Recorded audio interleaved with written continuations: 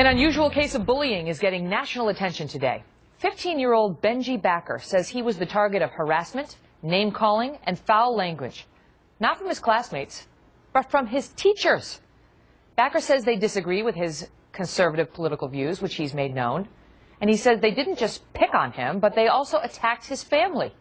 The situation got so bad, at one point, Benji switched schools. Benji Backer joins us live now from Green Bay, Wisconsin. Benji, welcome to the program. It's unbelievable to read your story and how you chronicle instance after instance in which various teachers, and not just one, had a serious issue with your support of Governor Romney, your support of Scott Walker, and what they perceived as your non-support of the teachers in their battle with your governor. What was the worst incident? The worst incident, Megan, was with my English teacher. He had a day in class early this year where he decided to tell me that small business workers and owners take off Fridays and summers.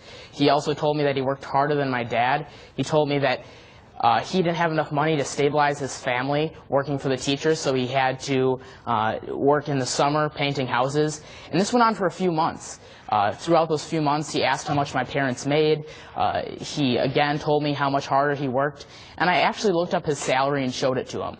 In the 2010 to 2011 school year, he was making $105,000, including benefits. It's absurd that he would say something like that, especially about my family, in front of the whole class as well. And He was also indoctrinating the students. And I know that in that instance, you went to the principal and said, you know, look, this isn't really appropriate, and I'd like it to stop. And the principal said, right, talk with the teacher first. You went back and spoke with the teacher. He heard you out.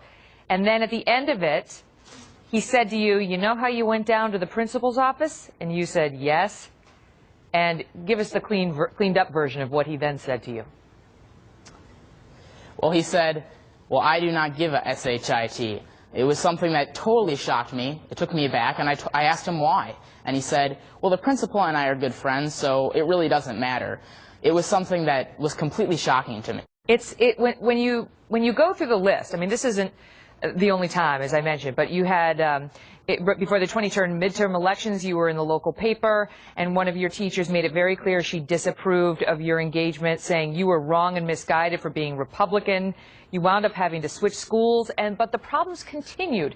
Are there other students who are activists, either on the right or the left, in these schools you attended? There are multiple students that are active. Many I have gotten active, and then of course there are some people on the left side who are active. And it's frustrating to them as well. But what worries me is the other students. The other students have to sit through these classes and hear these teachers have these views about Scott Walker and Mitt Romney, but they also see another student getting harassed or bullied, and they don't know what to do. As a student, it is scary to stand up to a teacher because they can judge you, they can view you in a completely different way, and they are ultimately in charge of your future. They're in charge of your grades and your test scores. And so it's hard to stand up and say something, and it's tough for every other student around the country. This isn't just an Appleton issue. This is a national issue. Where did you get the guts to do that? I mean, where did you find the courage to take a stand? Well, I was told by a few people that I should write this article. I posted it on FreedomWorks, and it's gotten a lot of attention because of how many students across the country have felt this way. And I posted it for that reason.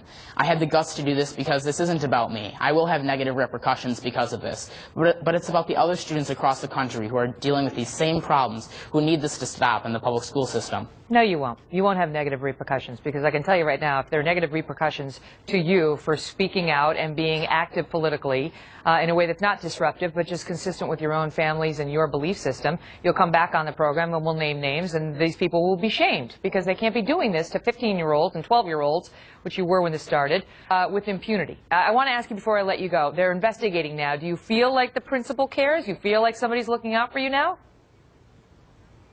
I do. The principal at my high school that I go to now has cared throughout this whole process. I'm glad that the school board is investigating. It's something that needed to be done, and I hope that they do what's right. But I'm also hoping for school boards across the country to take notice. I want them to take notice and start a rule that says politics should be left out of the classroom, and in that case, only in government classes should politics be talked about, and that is it, in a fair and balanced way. Thanks for being here. We'll be right back.